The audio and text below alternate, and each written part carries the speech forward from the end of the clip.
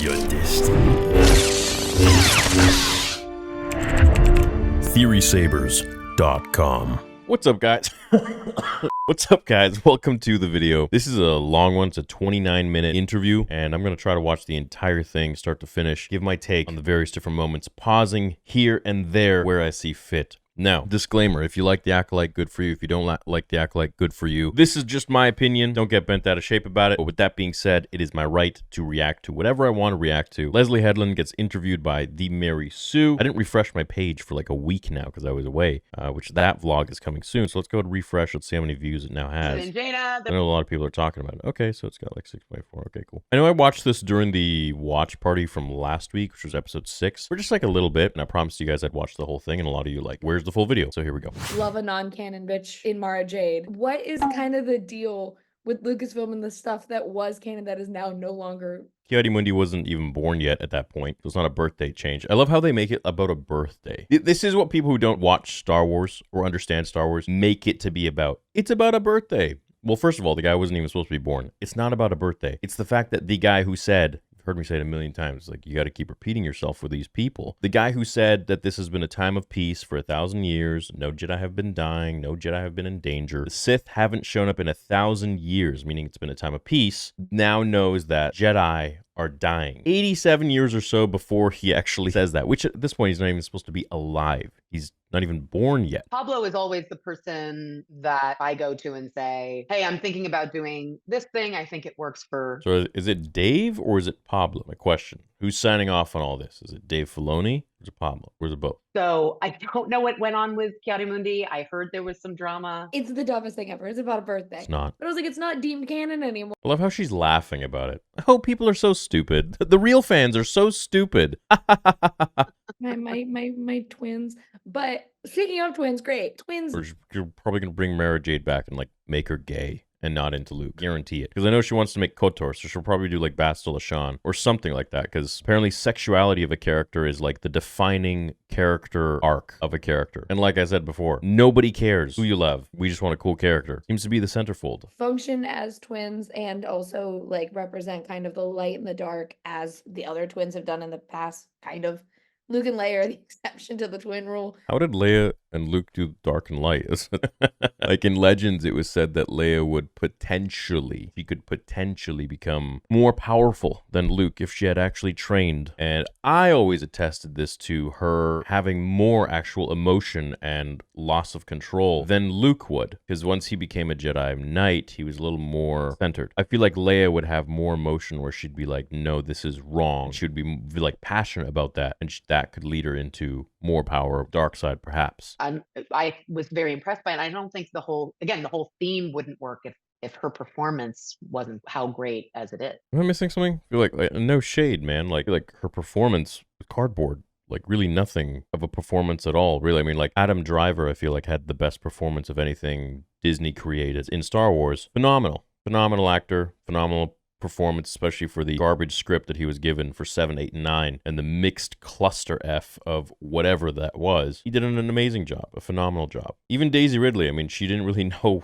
who her character was, and she still did the best she could. I don't see that with Amandla in The Acolyte. Like Soul, for example, Jung Jae, I don't know his first name, Lee Jung Jae, I can't remember. Good actor. Another great actor is the guy who plays Kimir. I think he's good. But beyond that, I think that's about it. Everybody else in that show is actually pretty horrendous at acting, I think. You know, it's funny that, you know, for years I was defending Hayden Christensen and his acting as Anakin Skywalker, and I would get like flamed online for it. Remember when I had the cutout of Anakin behind me all the time? People were like, it sucked, like Hayden Christensen sucks at acting. And now everyone's just like all about Anakin. People flamed him, and are you guys not seeing that? And Hayden's a great actor, and you guys are, when are you going to actually like come to terms with the fact that you are defending something just to defend it, that you don't fall in the same box that you've put the people who dislike the show? You got to think of it like that. I honestly feel like that's how it is with the show, is that people just are defending it so that they don't fall into the same box as the people that dislike the show, that they have put them in that box, right? That's, you understand what I'm saying? More comfortable in themselves, and they're like, oh, my sister is actually alive. That's crazy. And we don't see the like tension that exists when we see them as kids. How do you not see the tension? I mean, she literally went from like, we're sisters, we love each other, to I will kill you. I don't know if that's tension or if that's just like schizophrenia. I was well aware because I was like, well, my favorite character is dead, which is a Wookiee, because I love a Wookiee. They're my favorite characters in all of Star Wars. And I was like, So in the trailers, we saw Kilnaka fighting Torben. And I think it's probably because like it's a flashback, like the witches probably put some sort of mind control or mind meld or something on Torben or Kilnaka, and they end up just fighting each other, going rogue. Well, we've got to preserve the surprise. You know, this is a big reveal here. And I They definitely revealed him, you know what I mean? Beat Malta. At last we will reveal ourselves to the Jedi. Damn, that joke actually happened. Shit.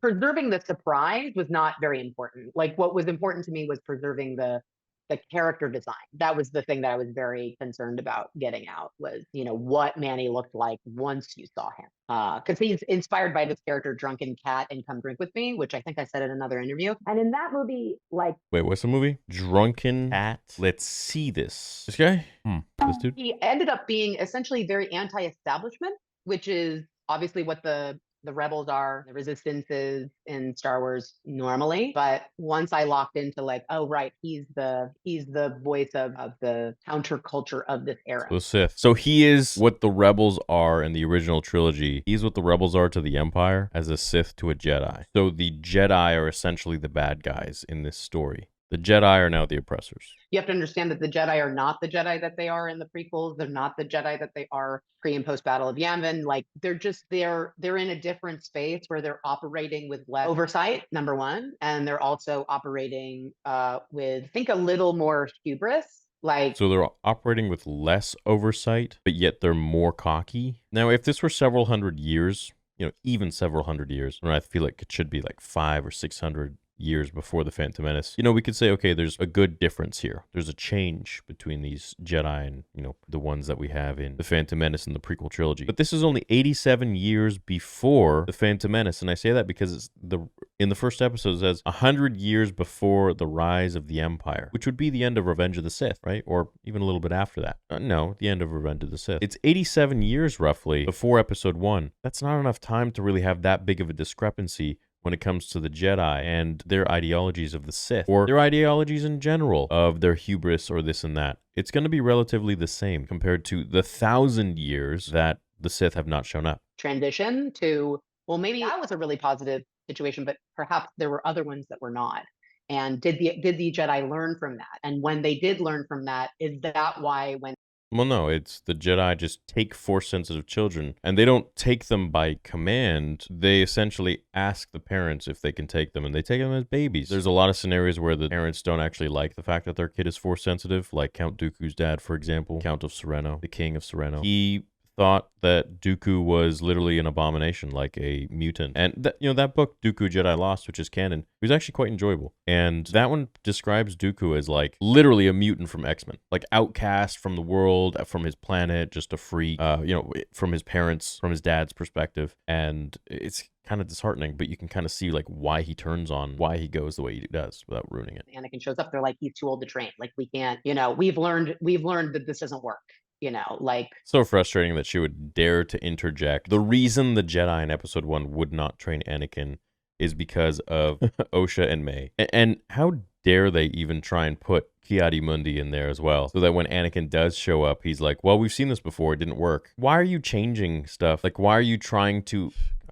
And killing Carrie Ann off, so much of that was about... It was supposed to be 1,000 years that there was peace. This is the height of the Jedi's arrogance, that nothing can touch them, they're untouchable, they're extremely powerful. You now have 87 years before that, shitload of Jedi dying from a Sith, from a dude in a red lightsaber who's killing Jedi. And you have the same dude who literally was the one that was preaching that we have 1,000 years of peace, nothing can touch us, nothing has touched us in 1,000 years. No Jedi have been slain in 1,000 years. Literally there. And he knows that Jedi are dead. I don't care if he knows it's a Sith that killed him. I don't care if he knows if it's a Tooth Fairy that killed him. He just now knows Jedi have died. They have been killed by someone, and They've been killed by the sister of a former student at the Jedi Temple who went rogue. And Vernestra says that she was probably trained by a fallen Jedi from the temple. Okay, so essentially literally like a Sith. The level of lack thereof understanding of Star Wars and how this should not have happened. How the Episode 1 Phantom Menace movie is really supposed to be the beginning of the first time in 1,000 years where the Jedi have seen any kind of discourse or violence or death of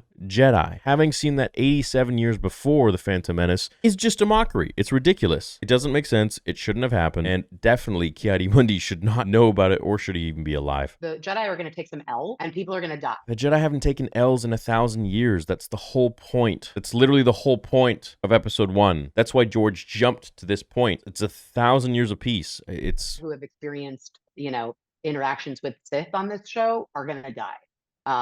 Did you guys hear that? Because Oh yeah, we flipped mentors. Because May is with Master Soul and Bro, literally Parent Trap. You guys ever seen Parent Trap, the original Parent Trap, and then the Lindsay Lohan version of Parent Trap? Which I loved as a kid. I loved that movie. It was great. It was so fun to watch. I had the VHS. But this is literally that. But in a weird, sexual way. Now everyone's, shipping Osha and, what's his face? Kamir. And it's so weird. It's just, he, takes her to this island, and he's responsible for the deaths of the people that she cared about and her friends, like Jecki, And now there's, the people are shipping this. There's some weird sexual it just doesn't seem right on so many levels. Really wrong, actually. He's looking for an acolyte. He's looking for a pupil.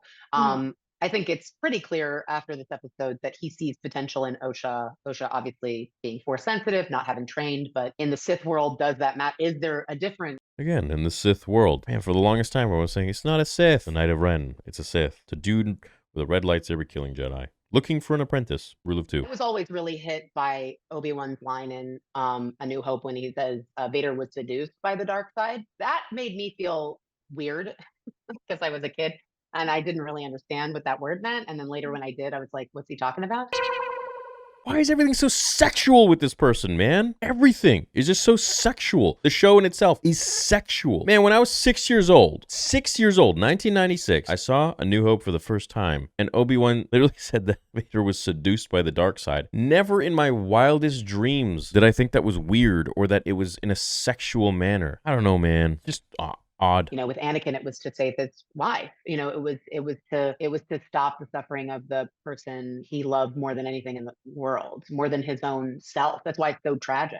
He almost put her over so much stuff that he couldn't. So George talks about this, and it's not even so much Anakin's. This is when people look at the surface level. You'd really dive into this. You read the behind the scenes. You read the Star Wars archives. You watch the interviews. You watch the commentary for Revenge of the Sith and Star Wars in general. And you start to pick up what George actually was writing when it came to Anakin. It wasn't so much about Anakin saving Padme because he loves her more than anything. Yes, surface level. Here we're seeing surface level. That's what it looks like. It is more so about Anakin's selfishness. It is more so about Anakin's promise to himself and his mother that he would never allow this to happen again, as an inferiority to his own abilities and power, which he blames on the Jedi. If he had the proper training and they let him excel and advance as much as he was supposed to, as what he was ready for, then he would have been able to stop people from dying. His mother would have been alive, this and that and the other. It is more so about Anakin's need for control and his need to always control the outcome, control things, and his selfishness for greater power. Not so much to necessarily save Padme. Yeah, that's surface level for sure. That's a byproduct. But it's more so about Anakin's need for control over